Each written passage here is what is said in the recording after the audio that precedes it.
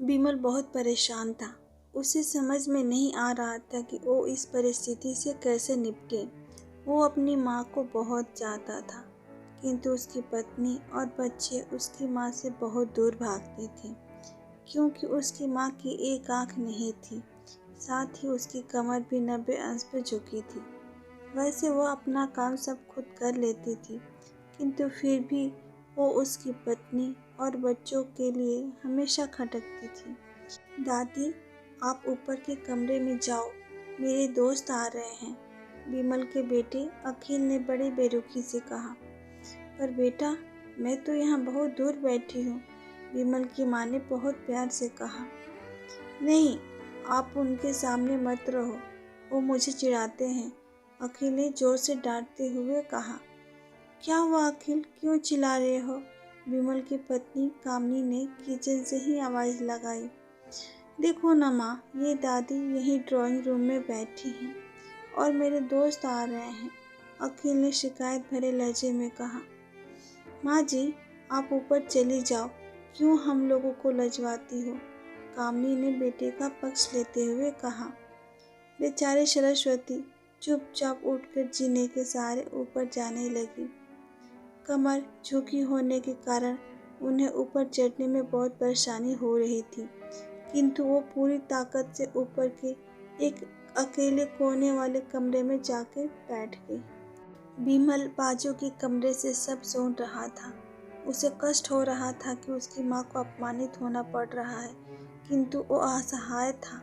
अगर वो कुछ कहता है तो पत्नी और बच्चे उसका विरोध करने लगते हैं।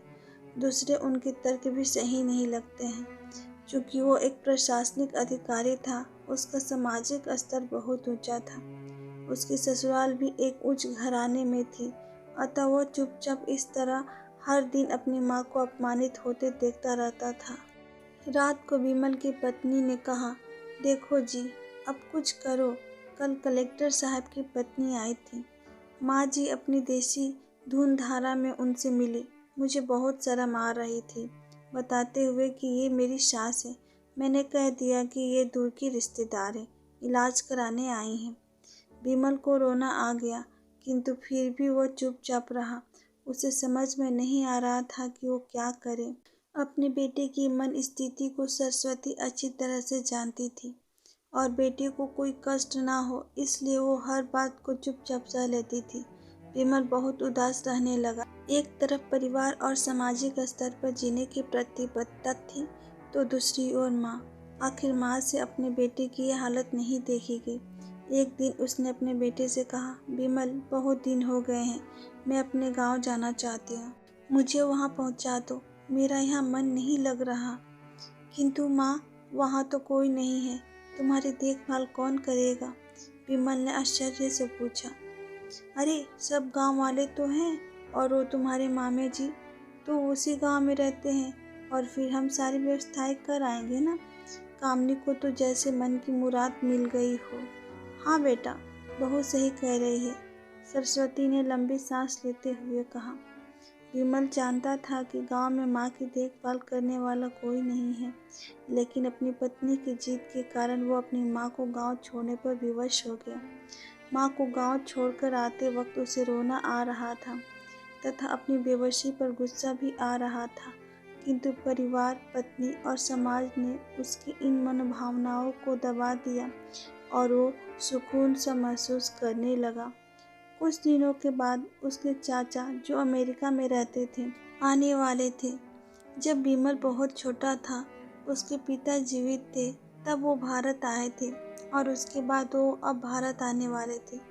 पूरा परिवार और आस पड़ोस बहुत उत्साहित था। अमेरिका से विमल के डॉक्टर चाचा आ रहे थे।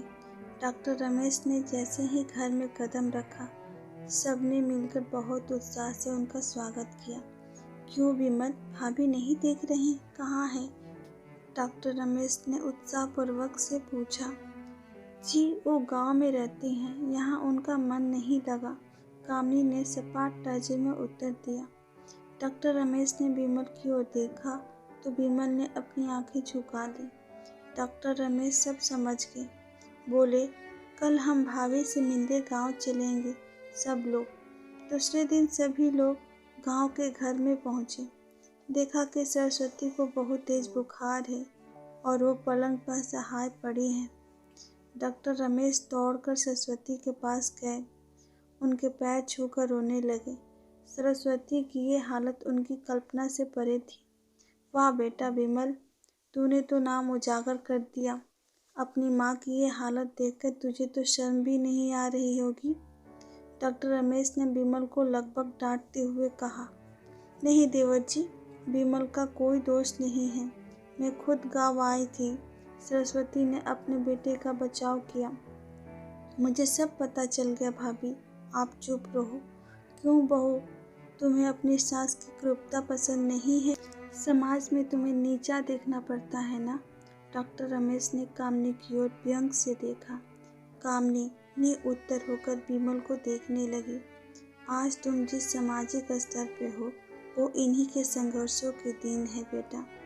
विमल, तुम्हें शायद मालूम ना हो कि बचपन में जब तुम 1 साल के थे, तब छत से नीचे गिरने के कारण तुम्हारी एक आंख फूट गई थी और तुम्हारी रीढ़ की हड्डी में भी समस्या थी। तब तुम्हारी इस क्रूर माँ ने अपनी एक आंख और अपना बोन मैरो देकर तुम्हें इतना सुंदर स्वरूप दिया था। कामनी बेटा, इतने सालों तक संघर्ष करके बेटे को प्रशासनिक अधिकारी बनाने वाली इस संघर्षशील औरत की तुम लोगों ने ये दशा कर दी। तुम्हें ईश्वर कभी माफ़ नहीं करेगा। डॉक्टर रमेश की आंखों से अश्रु जलधारा बह रही थी। अब भाभी, आप मेरे साथ अमेरिका जाएंगी, यहाँ इन स्वार्थी लोगों के बीच नहीं रहेंगी। डॉक्टर रमेश ने सरस्वती से कहा। विमल को तो कांटो तो खून नहीं था। डॉक्टर रमेश, जो उनके चाचा थे, उन्होंने जो राज बताया, उसके बाद तो विमल को यही लग रहा था कि उससे ज़्यादा पापी इंसान इस दुनिया में कोई और है ही नहीं। वो दौड़ता गया और माँ सरस्वती के कदमों से लिपट गया। माँ, मेरा अपराध अक्षम्य है। मैं जानबूझकर चुप्पी साधे रहा, आपका अपमान करवाता रहा। अब सिर्फ आप ही उस घर में मेरे साथ रहेंगी और कोई नहीं। विमल ने अग्नि दृष्टि से अपनी पत्नी और बच्चों को देखा। कामनी को भी बहुत पश्चाताप हो रहा था, किंतु उसकी हिम्मत नहीं हो रही थी कि वो सरस्वती से आंख मिलाए।